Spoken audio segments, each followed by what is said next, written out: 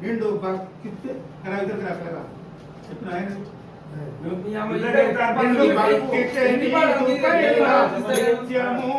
పుష్పములచే నిండు భక్తి నీదు పైన నిత్యమూలి పుష్పములచే నిండు భక్తి